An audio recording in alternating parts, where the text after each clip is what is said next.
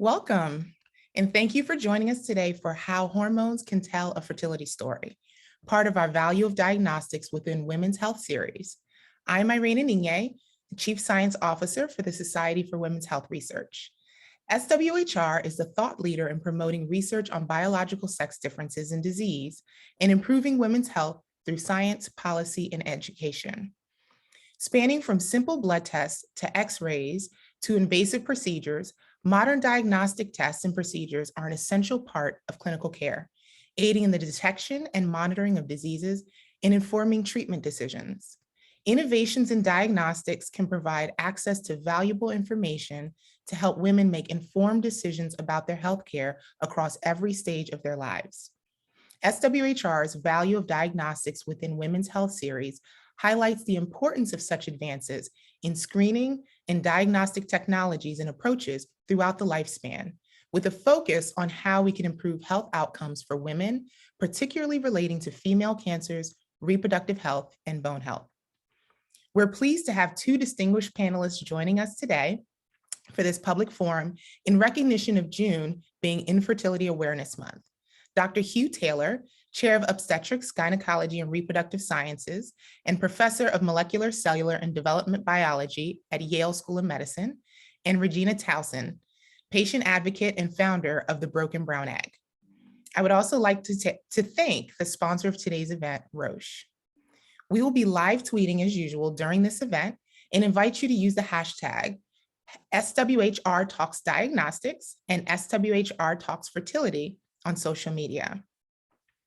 Nearly 1 in 8 couples have trouble getting pregnant or sustaining their pregnancy. Navigating your fertility journey can be very complex with significant emotional, physical, and financial stressors, and women tend to bear a disproportionate focus of burden of disease. There are many tools available that your healthcare provider can use to evaluate fertility, both male and female.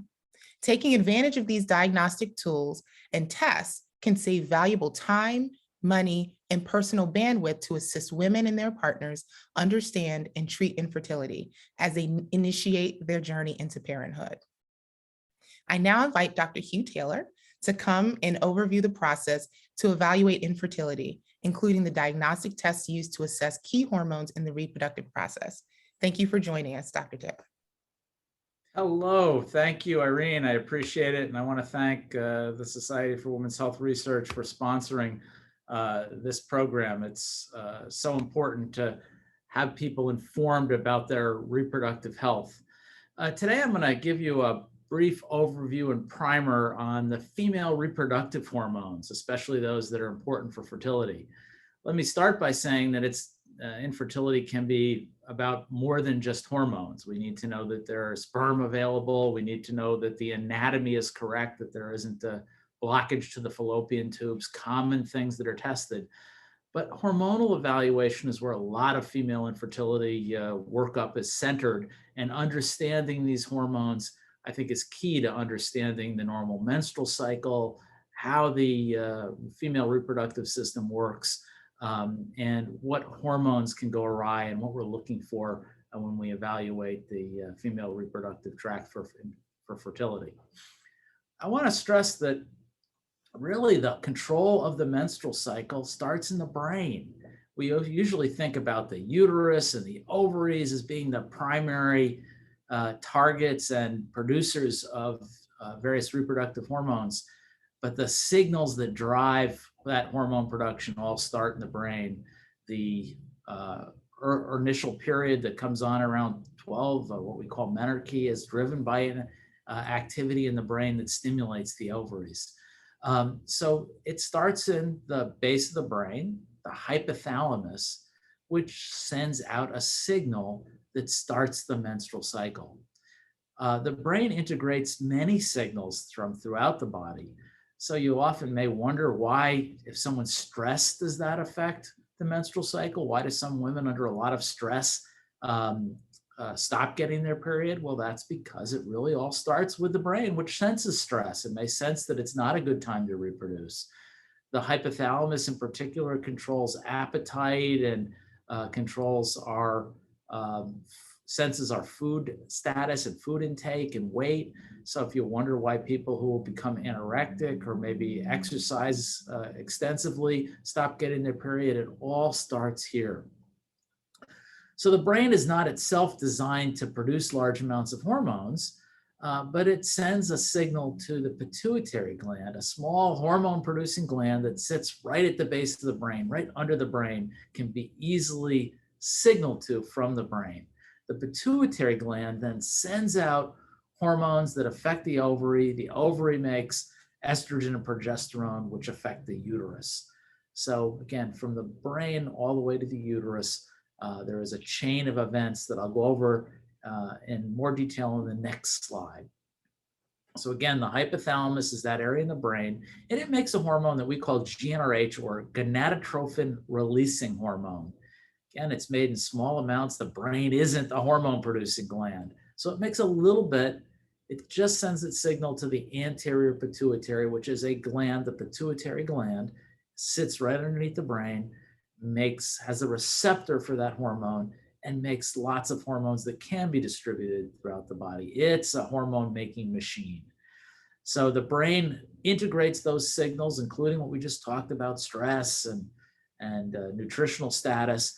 If everything looks okay, saying it might be time to reproduce, triggers the pituitary gland. The pituitary gland then makes FSH, follicle stimulating hormone, which goes to the ovaries and stimulates the follicles. The follicles contain the eggs. It makes eggs grow. And as the eggs grow in those follicles, the ovaries make estrogen. Estrogen then goes to stimulate the uterus. So this whole chain, this linear chain, is in place that controls the menstrual cycle.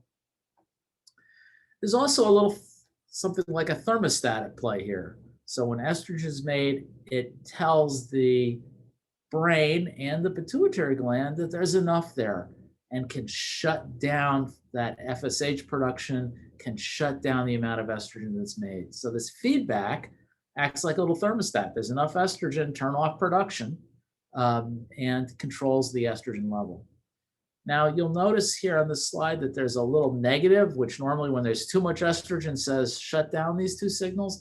There's also a plus here. There's one exception to that rule, and that's around the time of ovulation. When estrogen levels rise rapidly and to high levels, remember those eggs, the follicles that contain the eggs are making the estrogen. When those follicles made an egg and makes a lot of estrogen, sort of saying that that follicle is ripe, instead of turning off estrogen production and turning off FSH, it triggers the production of a new hormone, luteinizing hormone, or LH. That's the ovaries, and the follicles in the ovary are saying they're ready to ovulate. It sends a signal back by raising those estrogen levels very rapidly that tells that pituitary gland to instead produce LH, which forces the ovulation, the release of that egg. This is the basis of one of the very common tests that we do, an ovulation predictor test. If you get an ovulation predictor kit at any pharmacy, basically a little urine on the stick, it'll tell you when you're ovulating. That's what it's measuring, that LH surge, as we call it, that rapid increase in LH that triggers ovulation. The eggs start to grow in the follicle. Again, the follicle is making estrogen. That's what's sensed by the brain. And when there's enough estrogen there's a large amount that rises rapidly that says that egg's ready, it triggers that production of LH from the pituitary gland, which causes the egg to be released. Once the egg's released, it's no longer growing eggs. It makes the follicle turns into something we call the corpus luteum. And instead of making estrogen, it starts making progesterone. You make progesterone the second half of the menstrual cycle. And that prepares the uterus for the implantation of the embryo. So here's a summary of how this works during the month. The beginning of the cycle, under the influence of the brain and FSH from the pituitary gland, you start growing eggs. Each of those follicles with an egg makes estrogen. When it rises rapidly and reaches a peak that says that the eggs are mature, you have this spike in LH, which triggers the release of the egg ovulation. And then the ovary, instead of making estrogen, switches to making progesterone that prepares the uterus. So the LH surge is one of the things we look for. If somebody's not getting regular periods, we wonder about whether they're ovulating or the timing of the ovulation. And this is something very important. It's something you can test yourself at home. Anybody can buy an LH predictor kit at a pharmacy without a prescription. Now, after ovulation, the egg goes into the fallopian tube. It matures there, it fertilizes there, and it goes to the uterus. And with the proper preparation of the uterus with progesterone, the uterus is then receptive to that embryo. It's prepared, it's ready, and a good home for an embryo to implant. So you can see that the growth of the egg, the ovulation, and the receptivity of the uterus are all precisely coordinated by these hormones. Now, normally, if you're not pregnant, the hormone production stops. But if you are pregnant, there's another hormone made by the embryo called human gonadotrophin or chorionic gonadotrophin, or HCG. This is the hormone of pregnancy. This is what's measured in a pregnancy test, whether that's a blood test or a urine test, again, that you can buy at any pharmacy to check to see whether you're pregnant or not. The early embryo starts making this HCG, and it keeps the ovary producing that progesterone to maintain the pregnancy. So you don't get another period. It says, nope, we're pregnant. Continue to make all these hormones. Don't stop, which would trigger the next period. The other hormone I want to mention briefly is something called AMH, anti-Mullerian hormone. I told you that the mature follicles, as they're making eggs, start making a lot of estrogen.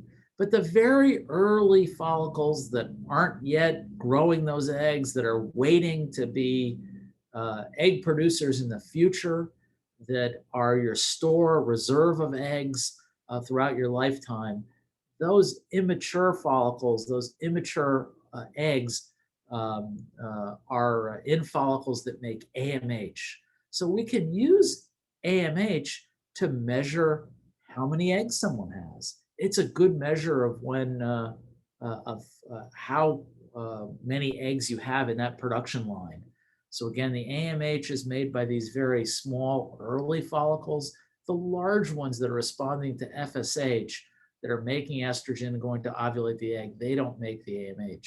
So we can tell what kind of pool of eggs we have in storage. Now, when you hit menopause, that level drops to 0. And when you're young, that level might be 2, 3, 4, 5. And by the age of about 40, it drops to about 1. And that means it's harder to get pregnant. You have a lower supply of high quality eggs. And again, eventually around the time of menopause, will drop to 0. But already when we get below 1, we really start to find that we have compromised fertility. This is a great test to tell you where you are in terms of your reproductive age, better predictor than your actual age. And you can see this drops with age. When you're young, you make lots of it. But when you reach your later 30s, it really starts to drop. And by somewhere in the 40s, it will get below 1 or even hit 0 in the 40s. And it becomes very hard because of the limited supply of high quality eggs. By the time you're in your mid 40s, most people aren't able to conceive. And the AMH will give us some idea of where we are on this spectrum. It's quite variable from person to person, even at a given age. And the AMH is a good way to help us learn the reserve, the pool of eggs that are available. So as the, ovaries, these primordial follicles, these early follicles are making that AMH, the larger follicles make estrogen and grow the eggs are ovulated, then progesterone is made to prepare the uterus. The uterus is then receptive to the endometrium. Sometimes we measure progesterone levels to see how well progesterone is being produced, to tell us if we had a good ovulation, and to make sure the uterus is properly prepared for that embryo to implant. Finally, I'll conclude with this slide. What happens when a very common disease that we see, what happens when those eggs don't mature properly, where there's a collection of eggs that aren't ovulating, that never quite grow up and reach that stage where they're able to ovulate. We see often something called polycystic ovary syndrome, a large collection of small cysts in the ovary. The ovary to the left is a normal one, a couple cysts or a couple follicles growing. They're growing, they're follicles, they're not going to persist, they'll ovulate and produce eggs. This is what we typically see. When they never mature, never ovulate, and accumulate in the ovary, you can see this ovary packed with these small follicles that when they're not going to ovulate, we start calling them cysts because they're not really functional making eggs and ovulating. They're not supposed to be there. So we call them cysts, and polycystic ovaries has multiple cysts in the ovaries. Because I mentioned those small follicles that aren't ovulating, aren't making eggs, make AMH. Often the AMH level is very, very high in polycystic ovary syndrome. But when somebody's not ovulating, they typically don't get their period or get very irregular periods. They have fertility problems. This is a very, very common cause of infertility and something we can easily evaluate by checking ovulation, looking at ultrasound and seeing those polycystic looking ovaries, and even measuring hormone levels that may see no LH surge, no progesterone production, which only happens after ovulation. And when the ovary appears like this, the ovary, normally those small follicles make a little bit of male hormone, testosterone. When you have an ovary packed with these small follicles, sometimes the testosterone level can get quite high, not to the male level, but high for a female. That can sometimes lead to acne or hair growth in areas that normally would expect to see males grow hair. So some facial hair, sideburns, hair on the chest, thighs. Another very, very common cause of infertility that is hormonally related. And there's some easy tests to determine if this is the case. But most women who are not ovulatory, younger women who are not ovulatory, they're not menopausal women, but most women who are in their reproductive age range who are not ovulating regularly, this is the most common diagnosis and something we can easily detect, and another hormone aberration that can lead to infertility. So that's a brief overview of reproductive hormones, how they work, and in particular, a couple of diagnostic tests and common diseases like PCOS or polycystic ovaries that contribute to infertility. Again, a very brief overview and summary, and we'll have some time later to answer some questions in more detail about any of this that you'd like. Thank you very much. Thank you so much, Dr. Taylor, for that overview. Very, very helpful. And thank you for making it plain. And it's like taking a Bio 101 course. It was great. And that explanation. For those who are tuned in live today, you can submit questions at any time using the Q&A function at the bottom of your screen. We'll also try to address as many questions as we can during the discussion portion of our event. Next, we will have Regina Towson share a bit about her fertility journey, as well as insights she's gained as a patient advocate addressing barriers to access and quality care. Thank you, Regina. Thank you, Irene. That was very helpful, Dr. Taylor, and it's something that I wish more people knew, and it will coincide very well, actually, with the patient experience. So as Irene mentioned, my name is Regina Townsend. I am the founder of the Broken Brown Egg, which is a patient advocacy organization that I started after I began experiencing infertility. So here's a little bit about my journey. So I was married pretty young at 23, but I was having extremely ridiculously long periods. So as you can see, I was having periods that were like 30 days long or more. And wasn't connecting that had anything to do with my fertility, because I didn't know if you were having a period that long that you could possibly not be ovulating. So I started the Broken Brown Egg in 2009 because I didn't see any people of color really talking about fertility issues. I was actually hearing the opposite. And the more I started to research, that's when I learned about things like polycystic ovary syndrome. And I realized, oh, my doctor's said that I had this hypothyroid when I was like 17. And I don't know what that has to do with getting pregnant. So eventually I was diagnosed with polycystic ovary syndrome. And I also learned that both of my fallopian tubes were blocked. But at this point, it was about 8 years since I had originally started planning to get pregnant. We pursued adoption, we served as foster parents, we finally did IVF in 2015. And then our son Judah was born, actually. He'll be 6 on Friday.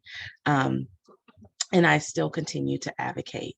So speaking from the patient experience, and I also included that I had postpartum anxiety and depression there because that is also hormonal related. So here are some hormonal clues. If you think back to what Dr. Taylor just explained to us, here are some things that could have sped up my diagnosis and helped me to achieve pregnancy, or at least know that I was going to need IVF even sooner. So like I said, I was diagnosed with hypothyroidism when I was about 16 or 17. I had no idea what a thyroid was or what it's supposed to do. And in being a patient advocate, I've learned that our thyroid gland actually affects our metabolic system, and that it helps with brain development. It helps with our functions. And so the underactive thyroid was a contributing factor to what was later polycystic ovary syndrome. The irregular periods that I was having, there was no testing done that said, this is what this could be. And again, I said, I didn't know that I could be not ovulating while getting a period. I had no idea that those things were connected. And then on top of the lack of information and awareness, when I did research about polycystic ovary syndrome, and I did take that to my doctor and said, I've been reading about this thing called PCOS, and I'm wondering if maybe this could be the problem, I wasn't taken seriously. And in fact, she kind of scoffed and was like, well, you don't have any cysts, so it can't be PCOS. When my own research had taught me that actually polycystic ovary syndrome is a syndrome. So it appears in various ways, more than just the cysts. So like Dr. Taylor just mentioned, there was the facial hair, which is covered today beautifully by foundation. There is the sideburns, there is the acne, there is all of these other things that were clues that there was a hormonal imbalance. My weight had always been an issue, but when I first started looking into my fertility, and that's something that a lot of people say, one of the first things they're told is, well, just lose weight.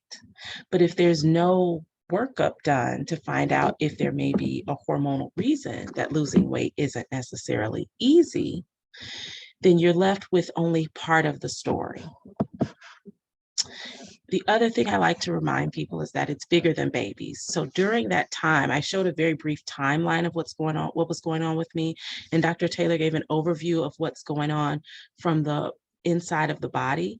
But mentally, all of this is taking an effect on patients because they don't often know what these things are. We're not often taught how our bodies actually work. So we're taught, well, when you get a period, that says, well, now you get periods, so you're able to conceive.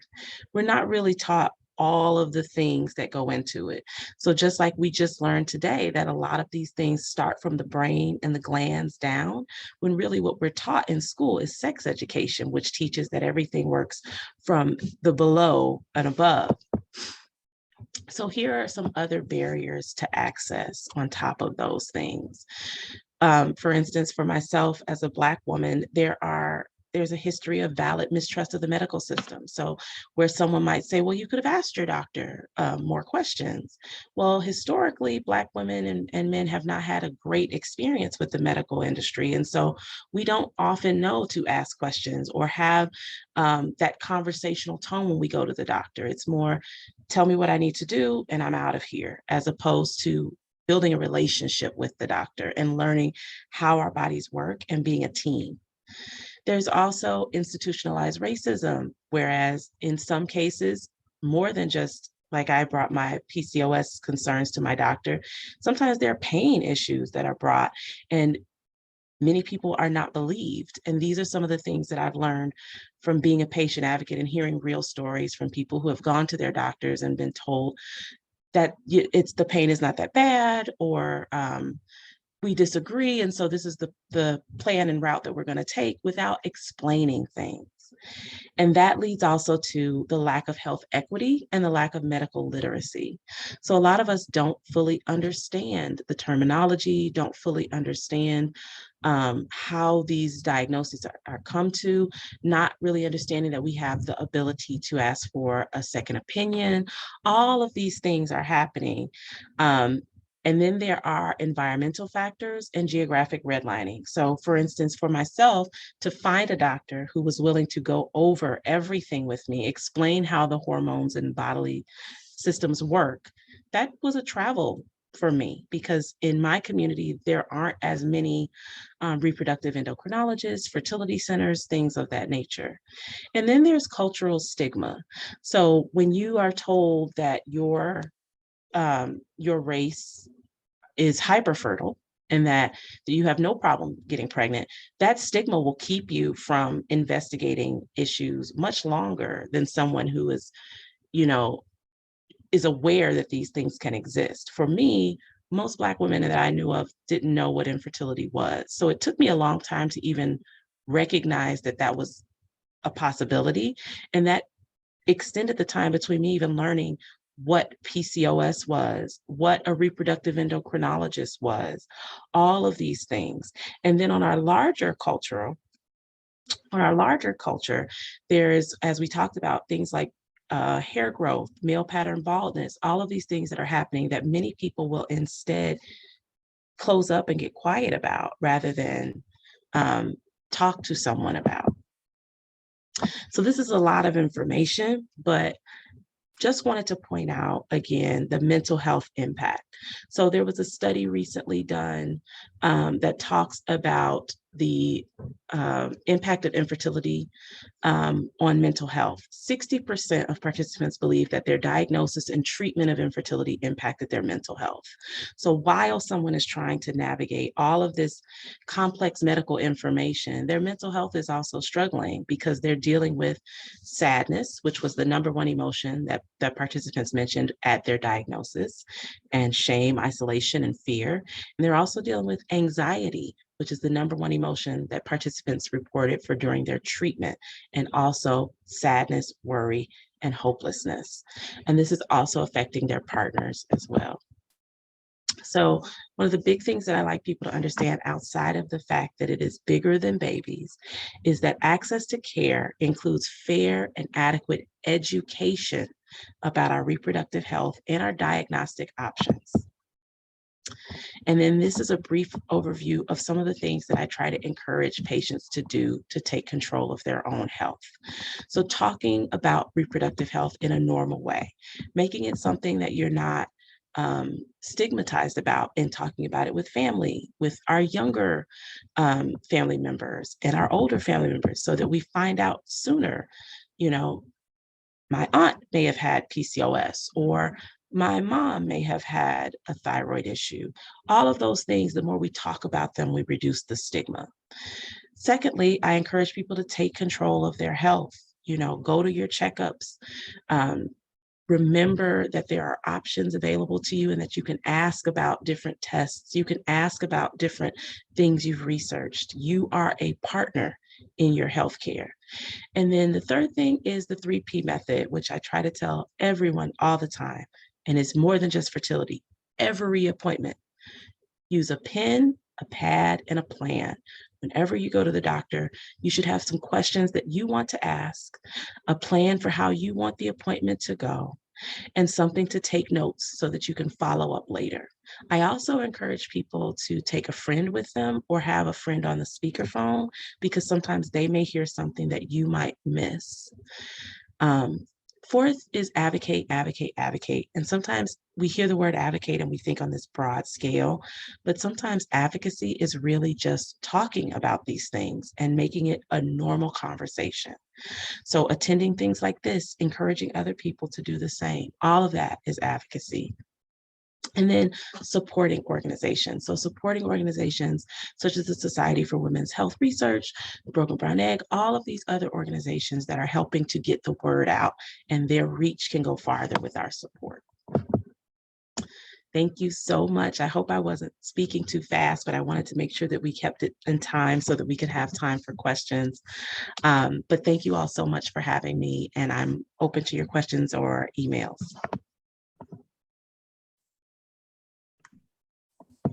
Thank you so much. Regina, this is great. I invite you and Dr. Taylor to turn on, keep on your videos. Again, attendees, those that are tuning in, you can submit questions using the Q&A box at the bottom of your screen, and we will try to address as many individual questions, or what we also try to do is look at common themes when appropriate. But with the time, we have about 10 minutes or so for question and answer, so we may not get to them all. To open this conversation, we've talked about infertility, and one of the things that studies have shown is that infertility occurs in men as often as in women, but the focus is often on the women for evaluation and treatment. And so when should someone get assessed for infertility? Like, how soon should they do it as a woman, but even for a man as well? Yeah, well, I'll take that. First, I want to just start by saying, Regina, loved your presentation. I wish all my patients sort of came in empowered like that, with a pad and paper plan, and with a friend, and not afraid to speak up and ask questions. I try and encourage that, but I love what you had to say. Thank you. But in terms of infertility evaluation, generally not many people get pregnant the very first month that they try the first cycle. And I hear sometimes people coming to me discouraged. I tried this month and I'm not pregnant. What's wrong? I mean, just know that that's maybe in a young, healthy, fertile couple. It only happens 20% per cycle, or 25% at best. So you'll hear that people got pregnant the very first time they tried, brag about it, and everyone thinks that that's the expectation. Give it a few months. And if you're young and healthy and you're getting regular periods and no other obvious problems, we generally say, try for close to a year before you start thinking about an infertility issue. If there are problems, somebody has pain, somebody has irregular cycles, you come in right away and investigate it. If you're a little older and we worry about limited time to get pregnant and the egg count dropping, if you're over 35, 6 months at most is probably the amount of time. And then I always recommend you not forget the male side of the equation. Yeah, half the time it is the male as well, and maybe both, that are contributing to the fertility problem. And anybody who's not getting pregnant, make sure that their partner, if you're a woman, make sure you have a male partner, make sure that your male partner is evaluated. We routinely do a semen analysis. It's very easy. That tells you whether the male partner is part of the infertility issue or not. If the sperm count is normal, you can rest assured that it's very unlikely to be a male factor problem. If that sperm count is abnormal, we know that that's part of the treatment plan has to include treating that low sperm count. But everybody who comes in to see me with infertility, we treat or evaluate, I should say, both the male and female partner.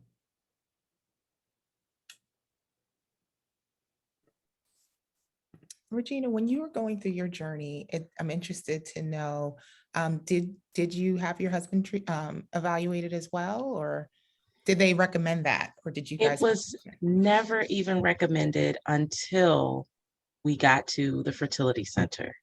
So all of those years, because I was the one presenting with the abnormal periods and the history of thyroid and things like that, all of the testing was focused on me. It wasn't until we finally got to the reproductive endocrinologist that she tested both of us. And then we found that he had semen problems as well. So all of those things could have been found out much sooner had we had, a little bit more information and a little more understanding and medical literacy of how to ask questions. And the fact that we could have requested those tests for him sooner. But initially, because I was the one, presenting with the other problems, it was focused solely on me. Unfortunately, that's far too often the case. Obstetrician gynecologists treat women, and they're not used to treating men or looking at the male side of the equation. Yeah. They're all women. So reproductive endocrinologists will do that, but you don't want to wait till you see a reproductive endocrinologist. Either ask your gynecologist to order that test for you, and they'll usually say, of course. Yeah. I'm so used to treating women. Why didn't I think of that? or have him see a urologist who will order that as well if he wants to see his own healthcare provider. I was actually going to ask, because you both mentioned it, and I'm aware, but there might be some people tuned in who aren't aware of what a reproductive endocrinologist is and does. So can you, and you are one, Dr. Taylor, so you could kind of just give us a brief explanation for people that aren't aware, what's the difference between them? A reproductive endocrinologist is somebody who was trained as an obstetrician gynecologist, but then went on to do another 3 years of specialized training just in infertility. We specialize in hormonal evaluation, infertility testing, and offer services for fertility treatment that go all the way up through and include in vitro fertilization, IVF. Okay. And there was actually a question that came in, and I think in the chat, but can someone experience infertility after having a child, after already having 1 or 2 kids? Yeah, absolutely. It's sometimes slightly different things we look at, but yes, infertility can begin anytime. And certain things that we know, if you've had 1 child, we know you have a uterus, and we know some of the big things that we look for are not going to be the problem, but there are a whole host of problems that can occur later in life that can still occur after you've had a child, and absolutely we need to look at those. Great. And so I know you've mentioned a bit about different tests, and you mentioned there were some over-the-counter tests, and I don't know, Regina, if you took any of those over-the-counter tests as well. But if you go in and your doctor has to do it, do you need to request it? Is it automatic? Do you just do 1 or 2, or do you recommend a full mock-up in the beginning to know everything that's going on, or doing it step by step? How can someone engage their doctor appropriately and know how to advocate for what process should be happening?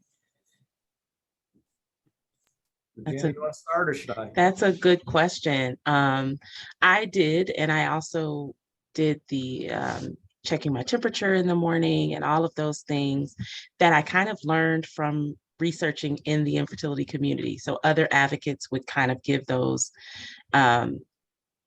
blogs and things that were advice about what are some things you can do before you go to the doctor or before you need a doctor.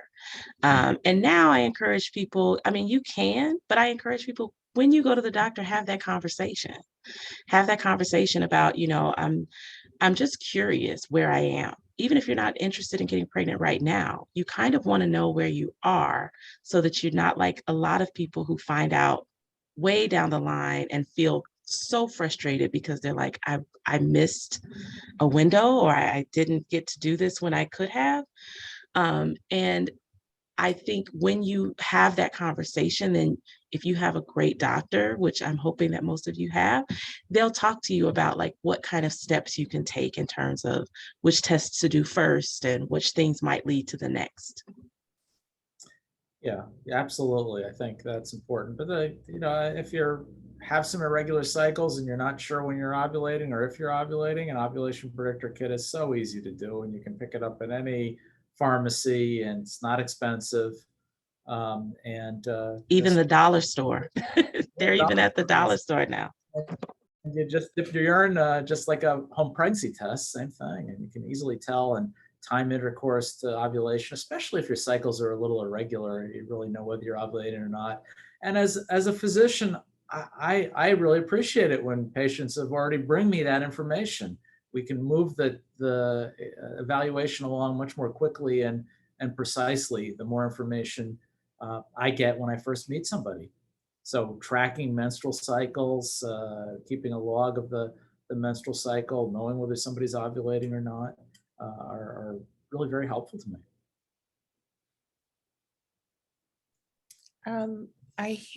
there was a question, and I'll see if I can kind of tell, because there was a couple still kind of merging, and you touched on it a bit, because you can get these tests early on. There were some of the signs that you mentioned, Regina, as far as the irregular periods and things of that nature. So if you have that, and I guess there's a bit of a conversation, we'll wait till you're ready to get pregnant and then come back.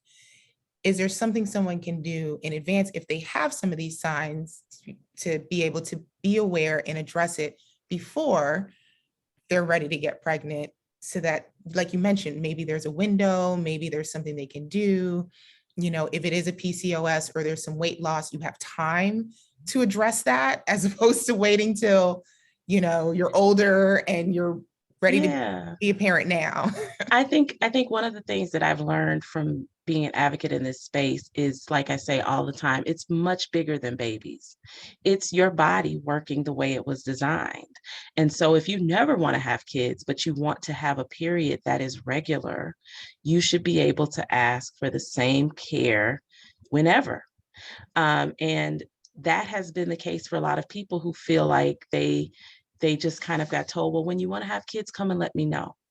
No, you let them know. I don't know that I want to have kids yet, but I do kind of want to see where I'm at. I do kind of want to understand how this works. And knowing how everything works is also helpful in preventing pregnancy as well. So it's about being informed. It's about being an informed patient. It's about taking care of your body and being an active participant in your healthcare. So many of these things affect your quality of life. So outside of just getting pregnant, my energy levels were low. I was freezing all the time. My iron was low. My skin was dry. There was my hair, there was so many things that being informed about what was affecting what that could have helped regardless of getting pregnant at all. And so many people don't understand that. It affects your mental health, your libido, your ability to concentrate, so many of those other things. So even if you're not interested in getting pregnant, you can say, I still just want to get a baseline of where my body is. I couldn't agree more that it's so important that often what we think of are reproductive issues have other implications and other health consequences all the time. If your periods are irregular, it's often not the only problem you have is getting pregnant. It could be a sign of many different problems that all relate to hormonal imbalance that have many different implications, as Regina just spelled out. So very important to get that evaluated and take that seriously, even if you're not trying to get pregnant. Right. We're actually coming to our close.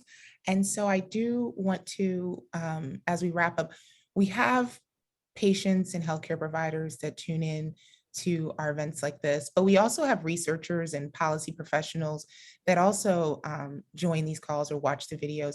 What is one takeaway that each of you would like to recommend to viewers to help them support access and implementation of fertility evaluation tools? I guess we can start with Hugh and then Regina. Okay. No, I think access to the information, access to healthcare providers who will take this seriously is so important. And that I think we know a lot about fertility. We know how to treat most causes of infertility pretty well. It's a matter of getting people connected to the right healthcare provider, finding the right person who's empathetic, will listen, who you can have a conversation with. It's finding the right healthcare provider. And if I had to give one piece of advice, if you're not getting that care and that attention, find somebody else. Exactly. Get up out of there. You have the right to be an active participant in your care. The biggest thing that I've said it at least 4 times already is that this is bigger than babies. Reproductive health is reproductive justice, is public health. All of these things are connected. They affect so much more than just babies and getting pregnant. As I mentioned in my slides, I experienced postpartum depression and anxiety, also based on hormones, also based on the impact of infertility, because it doesn't just go away when you get the baby. So what I would encourage physicians and researchers to look at is to continue to look at this connection between what we see as a health issue and what is also a mental health and quality of life and justice issue. Wow. Those are two great points to end on. Thank you so much, Regina and Hugh, for being a great panel, sharing your insights, and taking this time to be with us today. We really appreciate it. Also would like to thank Roche for their support of this public forum and SWHR's Value of Diagnostics within Women's Health series. We're looking forward to highlighting more areas of women's health that benefit from innovations in screening and diagnostics. Taking a summer break, we'll return in the fall with a focus on the value of diagnostic tools in female cancers for ovarian and breast cancer awareness months. We also invite you to connect with us on social media and visit our website, www.swhr.org, to register for future events, sign up for our newsletter, and download women's health resources, such as our resource guide for fertility healthcare. We have one for women and a companion piece for clinicians. We will be sending out an email with a recording of today's webinar to all registrants, as well as posting the recording on our events webpage for future viewing. So please be on the lookout for that and feel free to share with others. As we continue the conversation with hashtag SWHR Talks Diagnostics and hashtag SWHR Talks Fertility. Thank you for joining us.